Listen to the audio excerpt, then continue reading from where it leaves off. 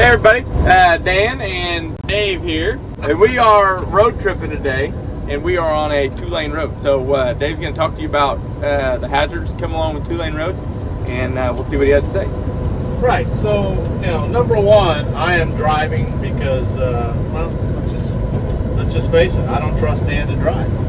He's not very good about holding the stick either, as you can see from the bounciness of it. Yeah. So anyway, so we're out here. Dan ran on this 2-lane road, Undivided highway, and we wanted to talk a little bit. We don't have a lot of runs. I mean, obviously we want to take the path of least resistance as much as we can going on the interstates, but sometimes we don't have a choice. So we literally have to run on these roads, which is different. I mean, and some of the differences to me, running on a 2-lane road is, you don't have a shoulder to go on off this road. That's right. Not like interstates, right? That's right. And so the other thing is things that we don't really talk about a whole lot.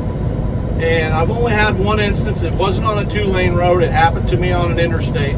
But it was literally what happens if a car comes across the line at you. Right. And I've told a lot of the drivers that I've known that it's a big thing for you to understand what your surroundings are, where you're driving at. So as I'm going along here, I can see how much of a ditch there really is over on this side. And it's not just for me to look at, it's to make some decisions at times when you might have to make that decision. Right. And it does happen. And I mean, a lot of, it's not our fault or any of that kind of thing, but you never know, whether it's someone being distracted by a phone or maybe even being distracted by kids in a car. Maybe passing a semi-truck. That's right. Swimming out in front of you. Yeah, these 2-lane roads, I mean, it's very bad about cars don't want to wait on the one in front of them. So they take a little more chances, and it's pretty dangerous. That's right. And so, you do have to make those quick decisions sometimes, that if you see one coming, whether you can slow down if they're passing somebody and coming at you, whether you can slow down and give them time to do that, or it could be something as bad as I've heard of people having even a health issue,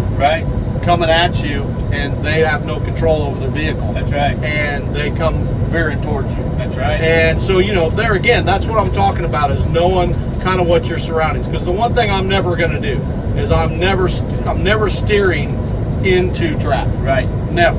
So I've got to make a quick decision if someone comes across the line. Am I willing to go off the road, and do that? Well, I mean, it could mean something just as easy as if I move over far enough and get a set of my wheels into the grass or something like that, it could take that blow off it wouldn't become a head-on, that if they hit me more in the side, it might save both of our lives, not just me. Now we've got some of our jobs, so you and I talked about earlier, that there's multiple routes. There's a 2-lane route, and then there's an interstate route. Typically the 2-lane cuts some miles off your run, but now with the speed limit being different than it was when you and I were running, a lot of them are, about the same amount of time. Sometimes it might take you an extra 5 or 10 minutes if you go the interstate, but if you have the option, 2-lane that's going to get you there 5 or 10 minutes faster, or running the interstate and setting the cruise and having shoulders and lots of room, what are you going to do? Right. I mean, because we've actually had a few accidents that's been that way. We've had a couple side swipes. That they got side swiped, the vehicle come over too far and took out one of our driver's mirrors, And we've also had actually a head-on, which our driver at that time made the decision to basically slow it down almost to a complete stop.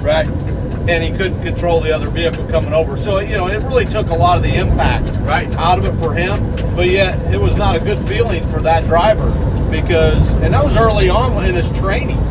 And it was really a scary thing for him to literally get over after that. I mean, I can't imagine that happening in the first few days of your training. Yeah, it'd be terrible. It'd be terrible. Well, that's the And that's just it. You know, I mean, it's just, you're better off if you can avoid the 2 lanes. Sometimes we can't.